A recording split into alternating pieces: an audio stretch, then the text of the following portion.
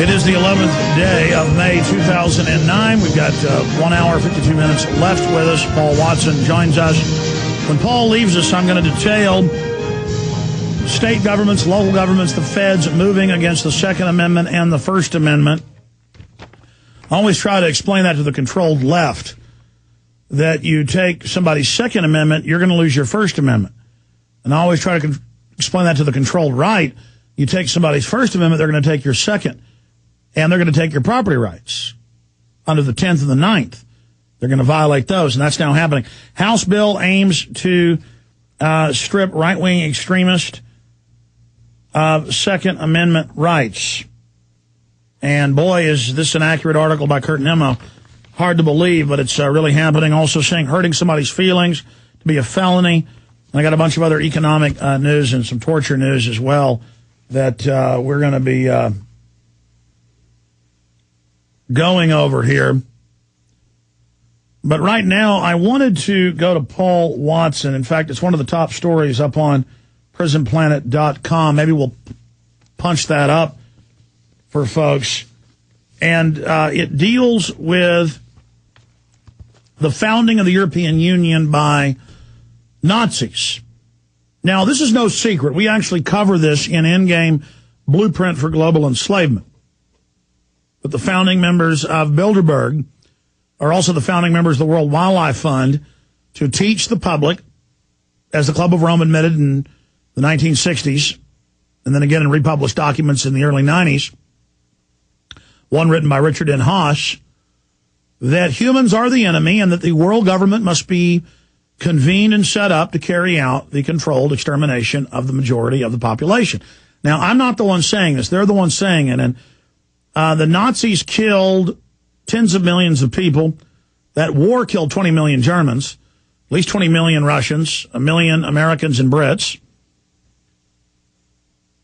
And you have to remember, the King of England, Edward VIII, had to advocate the throne because it came out he was a Nazi, photos of him with Hitler, supporting Hitler. When the war started, he had to run out of Spain, and then basically was told to get out of town and go to the British Virgin Islands, and he basically left for the war, a disgrace, and was no longer the king because he was a big Nazi. And this was all a setup. Hitler was told, you're going to attack the communists, you're going to take over France. They had a deal with the Vichy French, this is on record, to where the British military would evacuate out to Dunkirk. Hitler would just act like he was attacking them. This has now been declassified, and have Hermann Goering have the Luftwaffe bomb out to sea far away from the ships. And the film reels got released, and they said, Hitler's not attacking. And the documents have come out, and it's even on PBS, that Hitler, quote, didn't want to attack the British. Well, they had a deal. Then suddenly the British announced, we are going to attack you. I mean, talk about conspiracy theories. It's not a conspiracy theory, it's a conspiracy fact. That the Maginot Line and all of that didn't fail in World War II. And Hitler's blitzkrieg, was not the great success. I mean, the Polish held out just defending one city for many days. And they had horse-drawn carriages and people fighting tanks with swords. The French had a modern military. The Vichy French dominated the entire military and most of the French government. And they wanted a coup of France. That's why Hitler took over in a week, came and did a tour of Paris, and then left. And then they moved the capital down to the city of Vichy, hence it gets the name, the Vichy French government. They were the collaborators. It was all staged. It was meant to be a European Union takeover by Hitler, and he would take over Europe, and then he would unify Europe as the new Germania to attack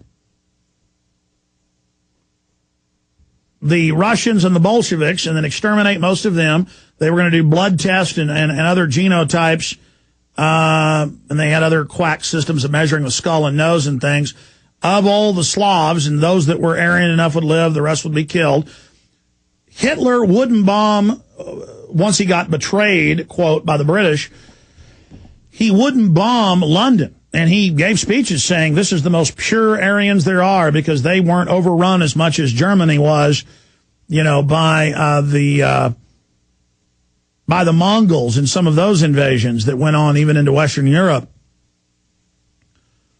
And so I don't want to bomb and kill any of our precious Aryans. And so England flew it right into Berlin and bombed it just to get Hitler to attack, and then he did. But the whole thing is it was a betrayal, in quotes. This is all on record in mainline history books.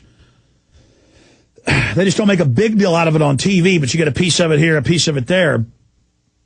And that's why the Deputy Fuhrer, Rudolf Hess, flew in. You know, he'd been a World War I fighter race. He flew in his own plane, parachuted in with all these magical amulets saying, I have the peace treaty. I have the secret deal.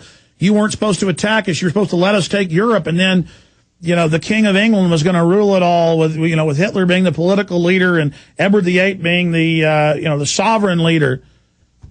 And they were going to have the Vatican as the new religious, you know, center reborn. And that was what was in the documents. And we covered that to some extent in Endgame. And then Prince Bernhard of the Netherlands, a German prince, Saxe-Coburg-Gotha, related to the Queen and Edward VIII closely.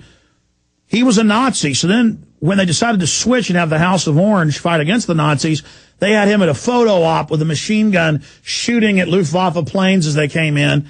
He then ran across the channel, joined the RAF, was good buddies with Prince Philip, the eugenicist as well, who says, you know, blacks aren't humans and get rid of them.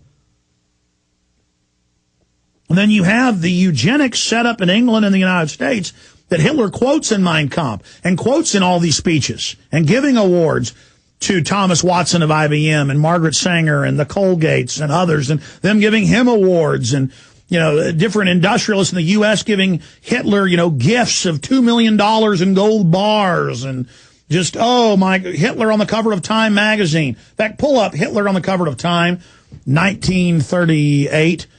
I think it's the year, oh, how great Hitler is and how wonderful he is. And, you know, at the Olympic Games before that, how he was the savior of the world and going to save the environment, and a vegetarian and for the animals and biospheres and eugenics, and the Kaiser Wilhelm Institute, fully funded by the Rockefeller Foundation. That's all mainline history.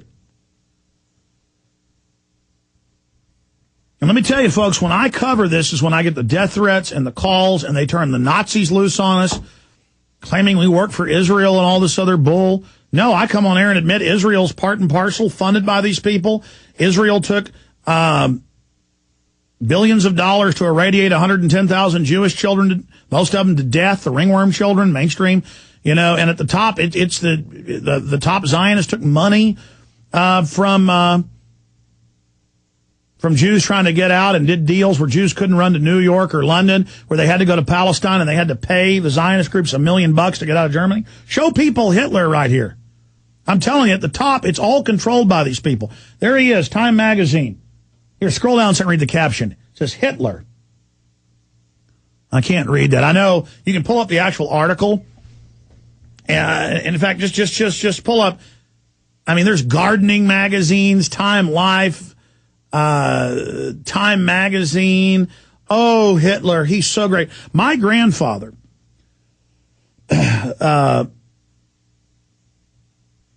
remembers listening in Dallas, Texas in the 30s to Hitler speeches, and they were translating them and how great he was. He remembers listening